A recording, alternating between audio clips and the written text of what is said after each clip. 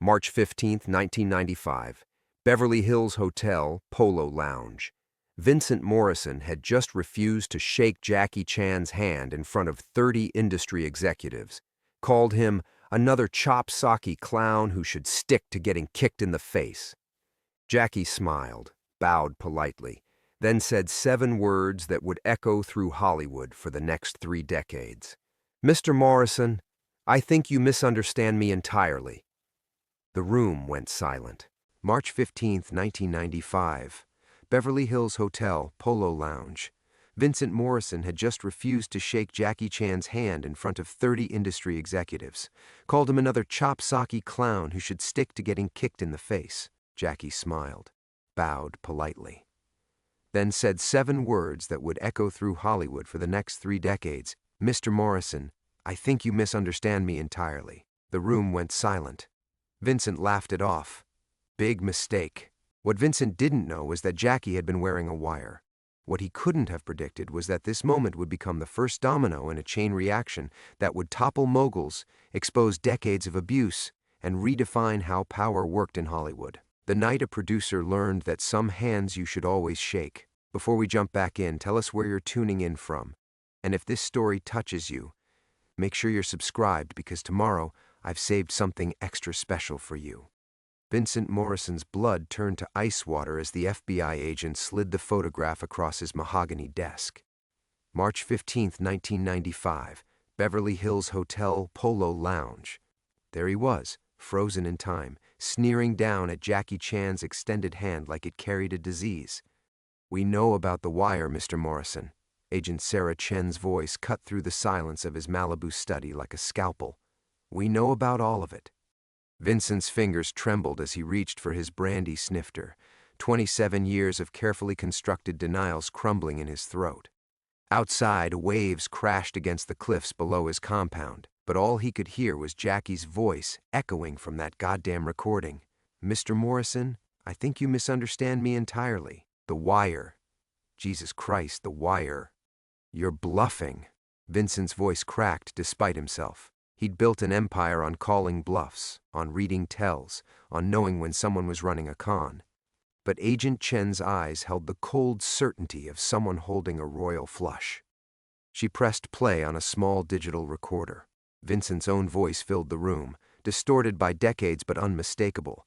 "Listen, you little yellow monkey, I don't care how many bones you break on camera. In this town, you're nothing without my say-so." The sound of his younger self's arrogance made Vincent's stomach lurch. He remembered that moment, 15 minutes after the handshake incident, cornering Jackie in the hotel corridor. He'd thought they were alone. He'd been wrong about so many things. "The sexual assault allegations start in 1987, Agent Chen continued, spreading files across his desk like tarot cards predicting doom. Melissa Hartley. Then Jennifer Wu in 89, Carla Rodriguez in 92. Should I continue? Vincent's hands clenched into fists. 30 years ago, he could have made this woman disappear from Hollywood with a phone call, could have buried her career so deep she'd be teaching film studies at community colleges. Now he was the one buried, watching his past crawl out of its grave. Jackie Chan. Vincent spoke the name like a curse. That son of a bitch played the long game, didn't he? Agent Chen nodded. 27 years, building files, recording conversations, collecting evidence. He wasn't just making movies, Mr. Morrison. He was making a case. The photographs kept coming. Vincent at industry parties, his hands where they shouldn't be. Vincent in hotel bars, slipping pills into drinks. Vincent in his old office, promising starlets roles they'd never get, threatening careers that would mysteriously stall anyway. How many women? Vincent's voice was barely a whisper. 43 have come forward so far, but Jackie's recordings suggest there were more, many more. Vincent closed his eyes and saw Jackie's face again, that polite smile that never wavered even as Vincent spat venom. He'd thought the martial artist was just another immigrant desperate to break into Hollywood, willing to take whatever scraps the system threw him. Instead, Jackie had been systematically documenting that system's rot. The handshake was bait, Vincent realized aloud. Jackie knew your reputation, knew you couldn't resist humiliating him publicly. He needed you on record showing your true nature to witnesses. Agent Chen leaned forward. Congratulations, Mr. Morrison. You're patient zero of Theme 2 movement. The irony tasted like poison. Vincent Morrison, who'd spent decades as Hollywood's ultimate puppet master, had been played by a man he'd dismissed as a glorified stuntman. While Vincent was busy wielding handshake deals like weapons, Jackie had been building an arsenal of evidence that would eventually detonate under the entire industry. "Your daughter Sarah is here," Agent Chen said, checking her watch. "She's been filming a documentary about her father's crimes for the past 2 years. With our full cooperation, of course." Vincent's head snapped up. "Sarah?"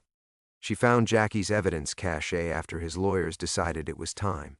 27 years of recordings, photographs, financial records. Everything. Agent Chen smiled coldly. "She wanted to be the one to confront you." Through the study's floor-to-ceiling windows, Vincent saw a familiar figure walking up his private beach. Sarah Morrison, now Sarah Chen, he realized with dawning horror, noting the agent's identical surname. His estranged daughter carried a camera crew behind her like an army. "She married my brother," Agent Chen explained, reading his expression. "Small world, Hollywood, especially when you're hunting predators." Vincent's empire hadn't just fallen. It had been systematically demolished by the very people he'd taught to hate him. Jackie Chan, the action star he'd dismissed, his own daughter who'd witnessed his cruelty firsthand. Even the FBI agent sitting across from him was family now, bound by marriage to his victim's cause. The study door opened without ceremony. Sarah walked in, older now but with the same defiant eyes that had stared him down across the dinner table 30 years ago. "Hello, Daddy." She raised her camera. "Ready for your close-up?" Vincent Morrison, who'd spent his career destroying others with a single word, finally understood what it felt like to be prey. Vincent stared at his daughter's face through the camera lens, seeing echoes of the little girl who used to wait by the window for him to come home from the studio. Sarah had been 8 the last time she'd looked at him with anything other than disgust, before she'd walked in on him and that young actress in his home office, before the screaming matches with her mother, before the divorce that had splattered across the trades like blood on marble. "Turn that thing off." His voice came out rougher than he intended, decades of whiskey and cigarettes scraping against his vocal cords. The mahogany walls of his study suddenly felt like a coffin. Press clippings and industry awards transformed into funeral decorations for a career long dead. Sarah didn't lower the camera. At 35, she had her mother's sharp cheekbones and his own steel-gray eyes, the eyes that had once intimidated studio executives and starlets alike. Now they reflected back his failures with surgical precision. "This is how it works now, Daddy. Everything recorded, everything documented. No more backroom deals or gentlemen's agreements." Sarah's voice carried the weight of someone who'd spent years excavating trauma. "Jackie taught me that." The mention of Chan's name sent electricity down Vincent's spine. Through the floor-to-ceiling windows, the Pacific stretched endlessly, its surface deceptively calm. Vincent remembered standing at these same windows 15 years ago, watching the news break about his retirement from Hollywood. The euphemism had fooled no one. You didn't retire from power. Power was taken from you, piece by bloody piece. Agent Chen remained seated, her presence a gravitational pull Vincent couldn't escape. Her wedding ring caught the afternoon light, a simple gold band that somehow felt more threatening than handcuffs. Sarah Chen. His daughter had taken the name of his destroyer's family. "Do you remember my 13th birthday party?" Sarah asked, the camera never wavering. Behind her, the crew adjusted lighting and sound equipment with the quiet efficiency of surgeons. "You promised to be there. Mom had the whole backyard, decorated with those paper lanterns I loved." Vincent's throat constricted. He remembered the call that had pulled him away, some crisis with a film that was already destined to flop. He'd chosen a dying project over his daughter's milestone, just as he'd chosen his empire over everything that actually mattered. "You showed up 3 hours late, reeking of perfume that wasn't Mom's. I watched you lie to her face about where you'd been." Sarah's voice remained steady, professional. The little girl who'd cried into her birthday cake was gone, replaced by a woman who'd learned to weaponize truth. "That's when I knew what you really were." The study's leather furniture suddenly felt oppressive, like props in a theater where only tragedies played. Vincent's fingers traced the rim of his brandy snifter, the crystal singing softly in the silence. This room had been his sanctuary for 2 decades, the place where he'd retreated to lick his wounds and plan his impossible comeback. Now it was just another set for his final scene. Agent Chen shuffled through more photographs, each one a gravestone marker for another buried life. Vincent recognized faces he'd tried to forget, women whose names he'd deliberately erased from memory, convinced that forgetting would somehow absolve him. Jackie's methodical documentation had made absolution impossible. He played the long game because he understood something you never could, Agent Chen said, her voice cutting through Vincent's reverie. Patience isn't weakness, it's precision. Vincent thought about the handshake that had started it all, Jackie's extended palm, open and vulnerable. Vincent had seen weakness and pounced like the predator he was, but Jackie had seen opportunity, a chance to document Vincent's true nature for posterity. While Vincent was busy savoring his moment of public humiliation, Jackie was already thinking decades ahead. The documentary premieres at Sundance next month, Sarah continued, her camera eye never blinking. I've titled it The Last Handshake. It traces how one moment of your arrogance created a paper trail that would eventually bring down dozens of men just like you. The irony was a knife twisting in Vincent's chest. His reputation had been built on reading people, on seeing their weaknesses and exploiting them without mercy, but he'd misread the most important player completely. Jackie Chan hadn't been another immigrant desperate for Hollywood acceptance. He'd been a patient architect, building a case that would reshape an entire industry. Outside, seagulls circled over the water, their cries echoing off the cliffs like warnings. Vincent had purchased this Malibu compound at the height of his power, imagining it as a fortress where he could reign like a king. Instead, it had become his prison, a place where the past finally caught up to collect its debts. Sarah lowered her camera for the first time, revealing eyes that held no forgiveness, only the cold satisfaction of justice finally served. Jackie sends his regards, she said. He wanted you to know that he never forgot that handshake, and neither did we. The silence stretched between father and daughter like a chasm filled with 27 years of poison. Vincent's study, once his sanctuary, now felt like a mausoleum where his legacy rotted in real time. The afternoon sun slanted through the windows, casting long shadows across the Persian rugs he'd bought with blood money from destroyed careers. Then Sarah reached into her leather messenger bag, the same bag she'd carried as a film student, Vincent remembered with a stab of unwanted nostalgia. Her fingers emerged clutching a manila envelope, yellowed at the edges with age. The sight of it made Vincent's chest tighten with inexplicable dread. Before we go any further, Sarah said, setting the envelope on his desk between the FBI files and his untouched brandy, there's something Jackie wanted you to see. Something he's been saving for this exact moment. Vincent stared at the envelope as if it were radioactive. His name was written across the front in handwriting he didn't recognize, precise, careful strokes that spoke of discipline and patience. The postmark was smudged, but he could make out enough, Hong Kong. March 1995. This arrived at your office 3 days after the handshake incident, Agent Chen explained. Your assistant filed it away with the other fan mail. You never saw it. Sarah picked up the envelope and held it out to him. Jackie wrote this the night after your meeting. He wanted you to understand what you'd set in motion. Vincent's hands shook as he took the envelope. The paper felt fragile, like ancient parchment that might crumble at his touch. Inside was a single sheet of cream-colored stationery, covered in the same careful handwriting. Vincent's eyes scanned the words, and with each line, his world tilted further off its axis. Mr. Morrison, thank you for showing me your true face today. In my culture, we believe that a person's character is revealed not in how they treat their equals, but in how they treat those they perceive as beneath them. Your refusal to shake my hand was not an insult, it was a gift. You gave me clarity. I have spent years studying your industry, trying to understand its unwritten rules. Today you taught me the most important lesson. The rules are designed to protect predators like you, so I have decided to change the rules. You see me as just another action star, another immigrant grateful for scraps from Hollywood's table. This blindness will be your downfall.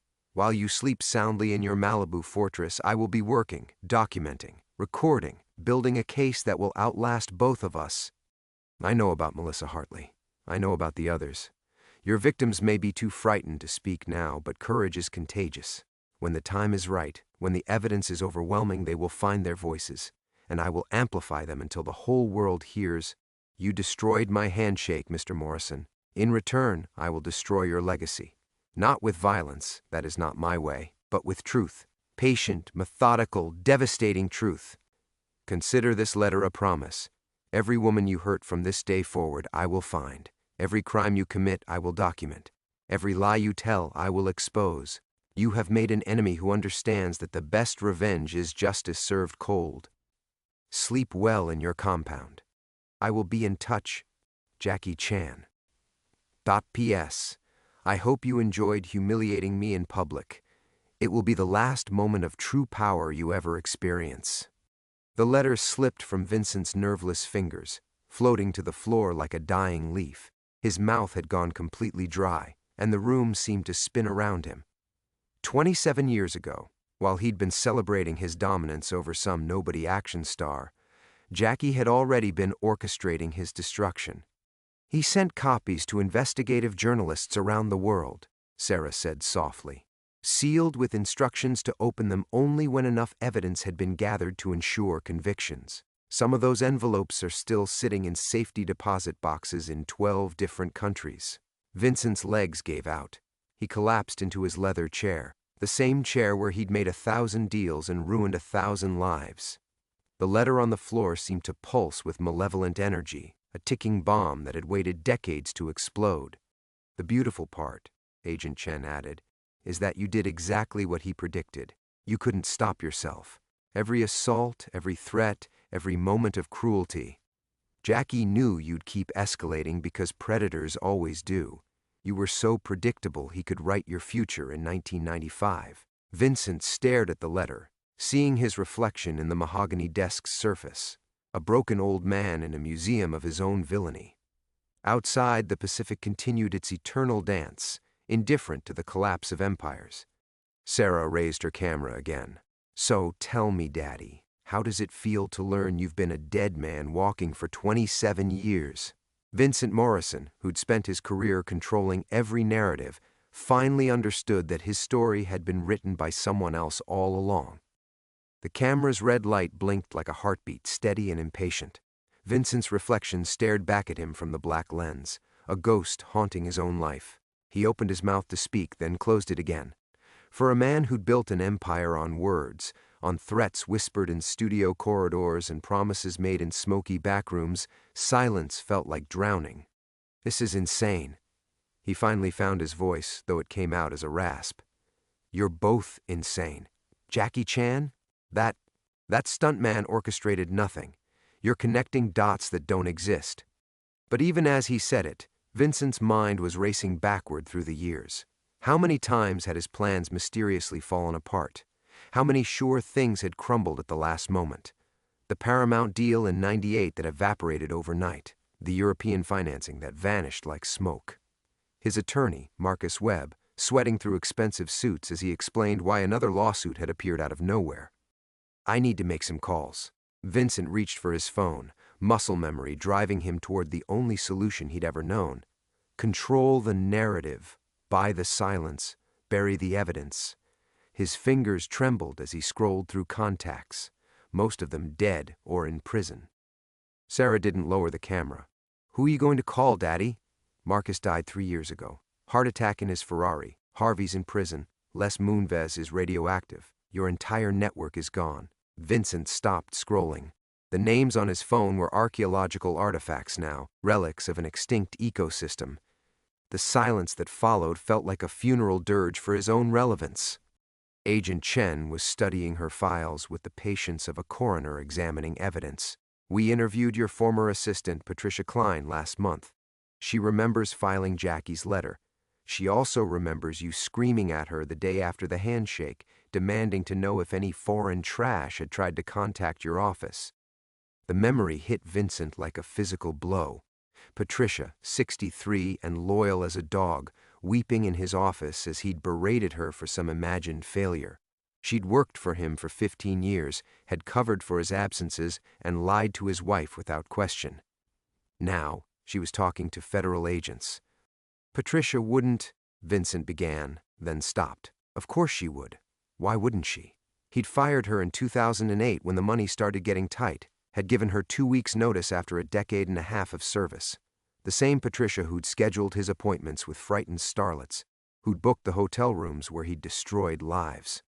She kept copies of everything, Sarah said, and Vincent heard something like pity creep into her voice. Every memo, every phone log, every payment authorization. She's been waiting 20 years for someone to ask the right questions. Vincent's sanctuary was collapsing around him.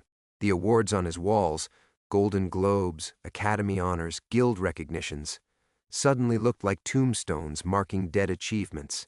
The leather-bound scripts of films he'd produced gathered dust like evidence of crimes he could no longer remember committing.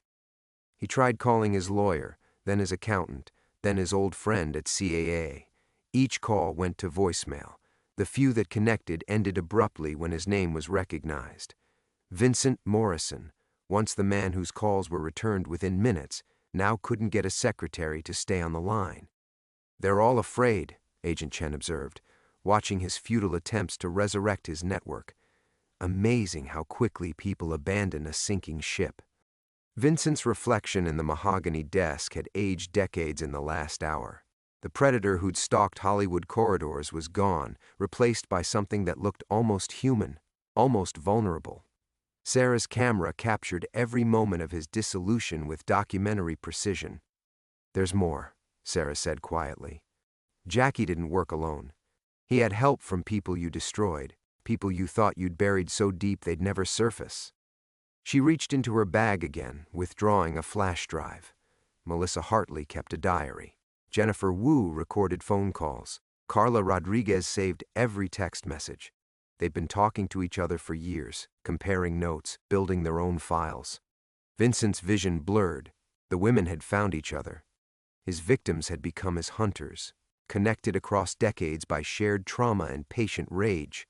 While he'd been drinking himself into irrelevance in his Malibu tomb, they'd been constructing his gallows with methodical precision. Outside, the Pacific had turned dark under gathering clouds. Vincent realized he was completely alone, not just in this room with his accusers, but in the world. Every bridge burned, every ally abandoned, every debt finally called due. Sarah's camera continued its pitiless surveillance, as Vincent Morrison, Hollywood's former king of monsters, finally understood that he'd been prey all along. His hand as if it were a loaded gun. The small device seemed to pulse with malevolent energy, containing decades of carefully preserved evidence that would complete his destruction. His throat felt raw, scraped clean of everything except the taste of approaching doom.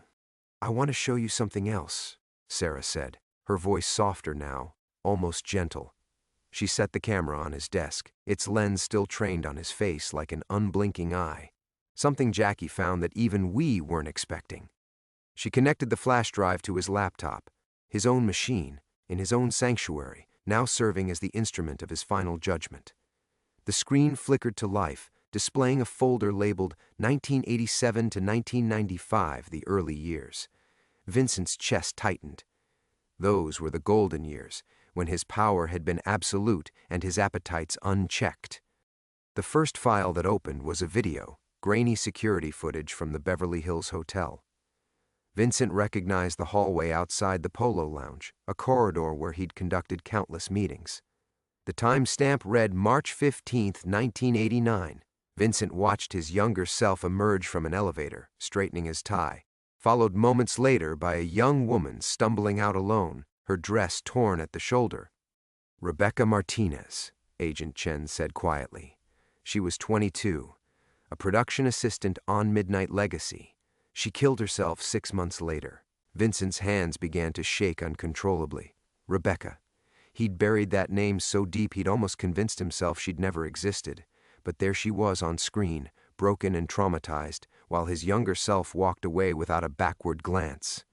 "Jackie's been collecting this footage for 30 years, Sarah continued, her finger hovering over the keyboard. Hotel security cameras, restaurant surveillance, even private recordings from parties. Amazing what money and patience can acquire. She clicked to the next file. More footage, different locations, but always the same pattern. Vincent entering rooms with young women, those women emerging alone and destroyed. Each timestamp was a nail in his coffin, each date a life he'd ruined and forgotten. 17 women, Agent Chen said. That's how many took their own lives after encounters with you. Jackie documented every single case, connected every thread. He realized that your victims weren't just being silenced, they were being murdered, slowly, methodically, by despair. Vincent's vision blurred as faces flashed across the screen, women whose names he'd deliberately erased from his memory, convinced that forgetting would somehow absolve him of responsibility. But Jackie had remembered them all, had honored their lives by refusing to let their stories die with them. "Stop," Vincent whispered, but Sarah kept clicking through the files. "Please, stop." "Did you stop when Rebecca begged you to?" Sarah's voice had turned ice cold. "Did you stop when Jennifer Wu said no? When Carla Rodriguez tried to leave that hotel room?"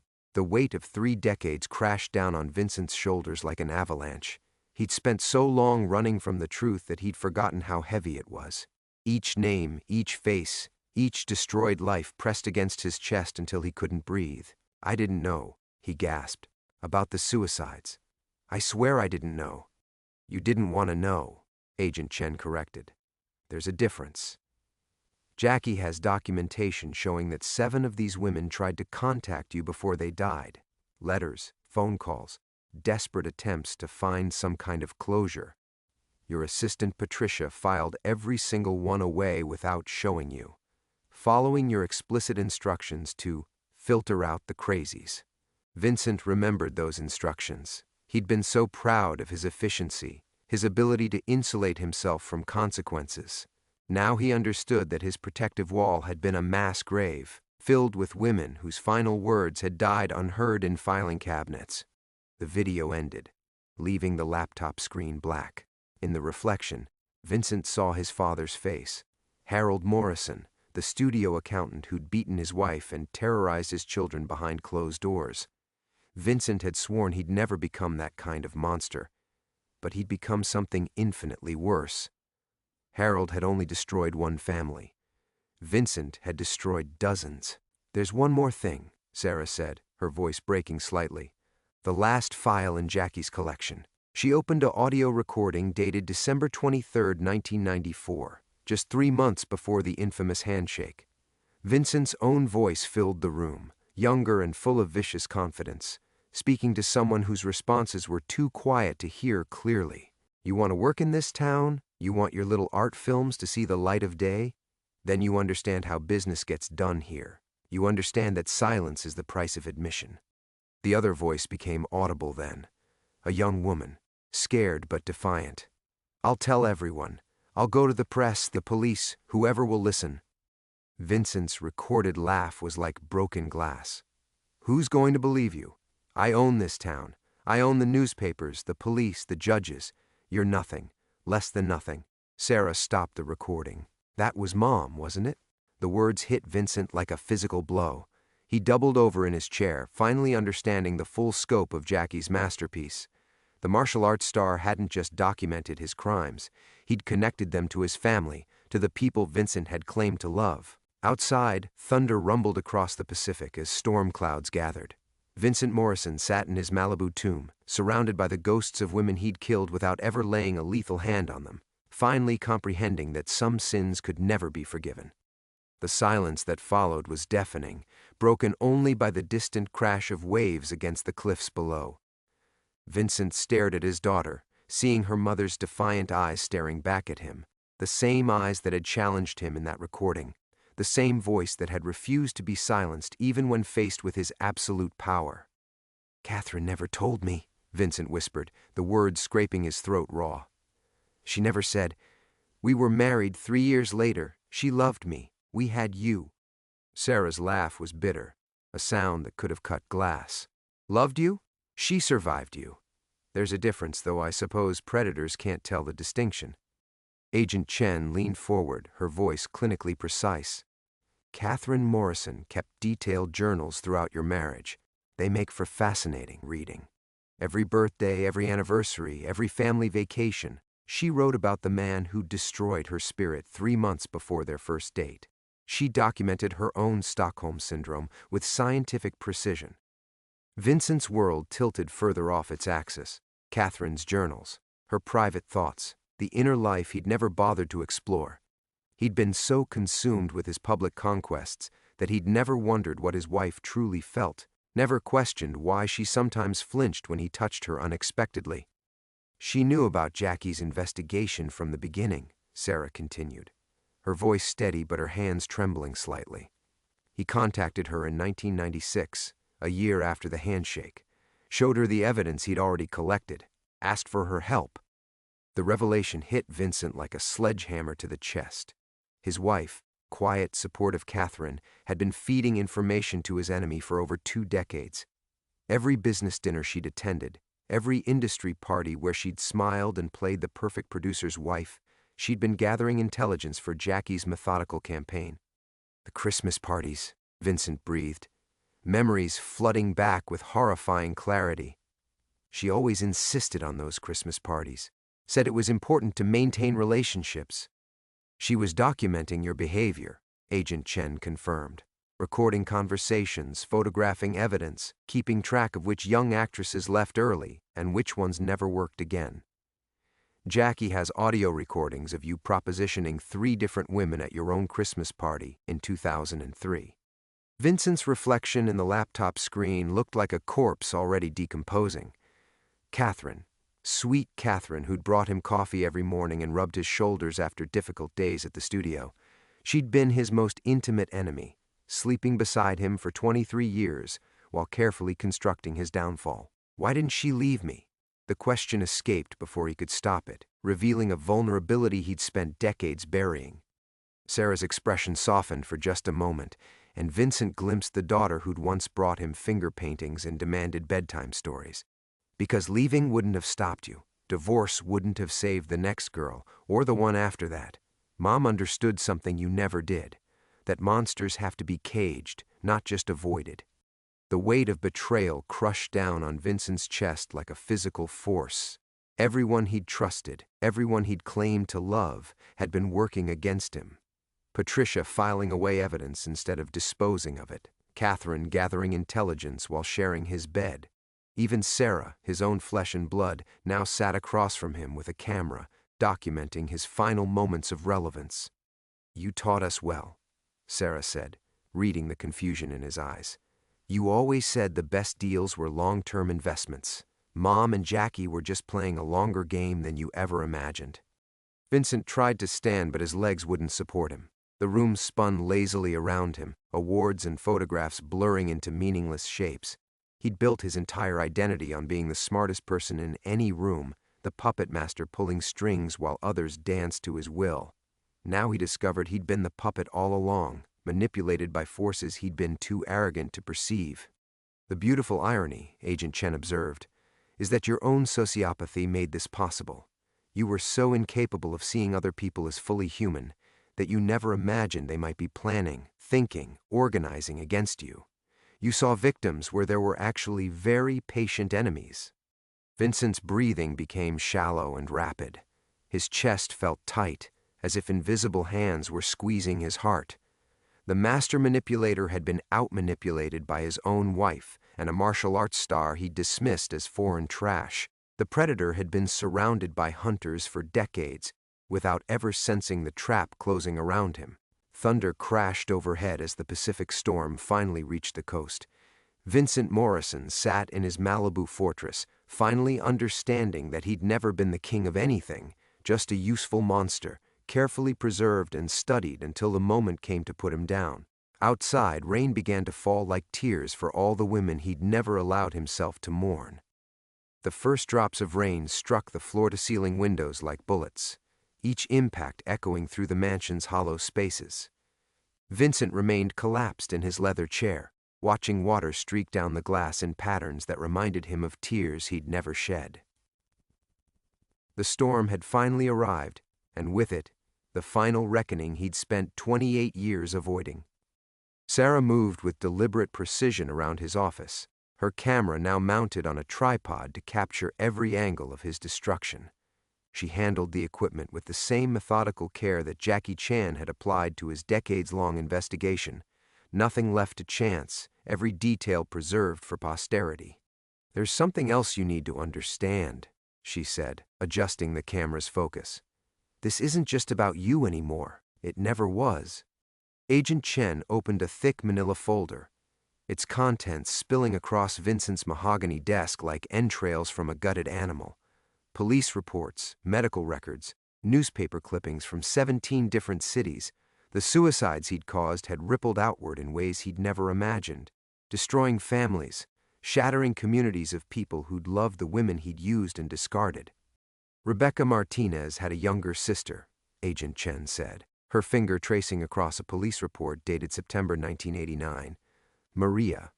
She was 14 when Rebecca killed herself, spent the next 30 years believing her sister was weak, unstable, a coward who'd abandoned her family, until Jackie showed her the hotel footage. Vincent's throat closed as if invisible hands were squeezing his windpipe. He'd never considered the siblings, the parents, the friends who'd been left behind, to wonder why their daughters had chosen death over life. His crimes had metastasized through generations, leaving wounds that had never healed because the victims' families had never known who to blame. Maria's daughter just turned 22, Sarah added quietly, the same age Rebecca was when you destroyed her. Amazing how trauma echoes through families, isn't it? Lightning illuminated the office in stark white flashes, throwing twisted shadows across the walls lined with Vincent's achievements. His Academy Award for Blood Moon Rising caught the light, the golden statue's face appearing to sneer at him from across the room. How many careers had he destroyed to get that film made? How many women had paid the price for his artistic ambitions? Agent Chen was studying his reaction with clinical detachment. Jackie documented everything, not just your crimes, but their consequences. Every funeral, every family destroyed, every life that spiraled downward because someone they loved couldn't survive what you did to them. He attended Rebecca's service, stood in the back of the church while her parents wept over a coffin they didn't understand. The image formed unbidden in Vincent's mind. Jackie Chan, international action star, standing silently among grieving strangers, bearing witness to pain that Vincent had caused and forgotten. While Vincent had been celebrating his next production deal, Jackie had been honoring the dead with the respect their destroyer had never offered. "He could have exposed you at any time," Sarah said, reviewing footage on her camera's small screen. "Could have held a press conference, released the evidence, destroyed you overnight. But that wouldn't have been justice. That would have been revenge." Jackie wanted something more permanent. Vincent found his voice, though it emerged as barely more than a whisper. What did he want? "Systemic change," Agent Chen answered. "He wanted to dismantle the entire structure that made your crimes possible. The networks, the protection systems, the culture of silence that allowed predators to thrive. Your destruction was never the end game. It was the opening move." The rain intensified, hammering against the windows with increasing violence. Vincent realized that his Malibu sanctuary was no longer protecting him from the storm. It had become part of it, a glass cage suspended over churning waters that could swallow him whole. "Everything that's happened in Hollywood over the last 5 years," Sarah continued. "Weinstein, Moonves, all the others. Jackie helped lay the groundwork. He spent decades building relationships with journalists, lawyers, activists, teaching them how to document evidence, how to protect witnesses, how to build cases that couldn't be dismissed or buried." Vincent's legacy was crumbling in real time. He'd believed himself to be a king, but he'd actually been a laboratory specimen, studied and cataloged while more intelligent minds prepared to dissect the ecosystem that had created him. Jackie's handshake hadn't just been a rejection. It had been a declaration of war on everything Vincent represented. "The beautiful part," Agent Chen said, gathering her files with satisfied efficiency, "is that you helped us perfect the methodology. Every mistake we made with your case taught us how to handle the next predator more effectively. Your network became our training ground." Thunder shook the mansion's foundations as Vincent Morrison finally understood that he'd been dead for 28 years. Everything since the handshake had been an elaborate autopsy, performed on a corpse too arrogant to realize it was no longer breathing. Outside, the storm raged like the fury of 17 ghosts finally given voice. The thunder's echo faded into a silence more terrifying than any sound. Vincent Morrison sat motionless in his chair, staring at the rain-streaked windows where his reflection had become a specter haunting his own mausoleum. The weight of 28 years pressed against his chest like a tombstone, each breath a struggle against the accumulated gravity of his sins. "There's one final recording," Sarah said, her voice cutting through the storm's fury with surgical precision. Jackie saved it for last. She opened a file dated December 12, 2023, just 3 weeks ago. Vincent's blood turned to ice as he recognized the voice speaking on the recording, his own, but older, more brittle, captured during what he'd believed was a private phone conversation with his lawyer. 17 suicides? His recorded voice crackled through the laptop speakers. So what? Hollywood's always been full of unstable people who couldn't handle the pressure. If they were too weak to survive, that's natural selection, not my problem. The words hung in the air like poison gas. Vincent remembered that conversation now. He'd been drunk, angry, ranting about rumors he'd heard regarding Jackie's investigation. He'd never imagined anyone was listening, documenting his complete absence of remorse even in the face of overwhelming evidence. Sarah's hand trembled as she paused the recording. "You knew. For weeks, you've known about the suicides, and this is how you respond?" Vincent opened his mouth, but no sound emerged. How could he explain that the man on the recording wasn't really him, that decades of burying his conscience had created a monster he no longer recognized? But even as these thoughts formed, he knew they were lies. That voice was his. Those callous words reflected his true nature, stripped of the charming facade he'd worn for public consumption. Agent Chen stood slowly, her movements deliberate and final. "Vincent Morrison, you're under arrest for conspiracy, racketeering, and accessory to 17 wrongful deaths. Jackie Chan's evidence has been submitted to federal prosecutors in 3 states, and extradition papers are being prepared for international charges related to your activities in Hong Kong and Vancouver." The handcuffs clicked around Vincent's wrists with a sound like breaking bones. He felt the metal bite into his skin, a physical reality that shattered the last of his delusions about escaping consequences. This wasn't a nightmare he could wake up from or a problem he could buy his way out of. This was justice, arriving 28 years late but with compound interest. "My father," he whispered, the words escaping without permission. "I swore I'd never become like my father." Sarah's camera captured every detail of his collapse, the way his shoulders folded inward, the tremor in his hands, the complete dissolution of the man who'd once commanded respect through fear. "You didn't become like him," she said quietly. "You became something worse. Dad beat Mom with his fists. You beat dozens of women with power, then convinced yourself you were a victim when they couldn't survive it." Vincent's vision blurred as memories crashed over him in waves. Not the sanitized versions he'd fed himself for decades, but the raw truth. Rebecca's tears, Jennifer's desperate pleading, Carla's broken spirit as she left that hotel room.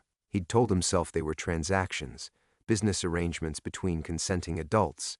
But consent extracted through coercion wasn't consent at all. It was rape dressed in contract language. "Jackie gave you every opportunity to show remorse," Agent Chen said, guiding him toward the office door. "Every chance to acknowledge what you'd done, to help the victims' families find closure. Instead, you doubled down on denial and blamed everyone but yourself." The storm outside seemed to pause as they moved through Vincent's mansion, past walls lined with achievements that now felt like evidence in a war crimes tribunal. Each award, each photograph with famous faces, each symbol of his former power mocked him as he shuffled past in federal custody. At the front door, Sarah stopped them. "There's something Mom wanted me to tell you, if this day ever came." Vincent turned toward his daughter, seeing Catherine's fierce intelligence burning in eyes that had once looked at him with love. The rain pounded against the entrance like an angry mob demanding entrance to his sanctuary. "She said to tell you that she forgave you," Sarah continued, her voice breaking slightly. "Not because you deserved it, but because carrying hatred for 23 years was killing her too. But forgiveness isn't the same as absolution.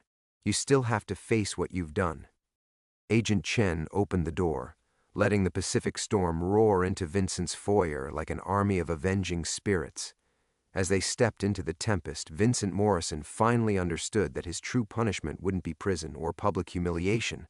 It would be living with the knowledge that everyone he'd ever claimed to love had seen his true nature and chosen justice over loyalty.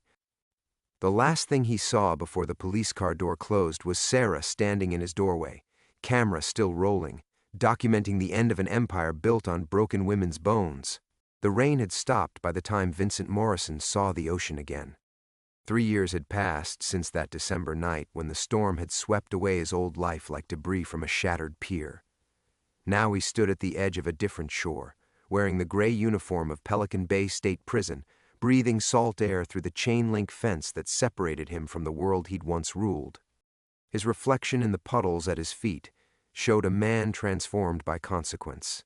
The predator's confidence had dissolved into something resembling humility, though Vincent wasn't certain he deserved such a generous interpretation of his hollow-eyed stare.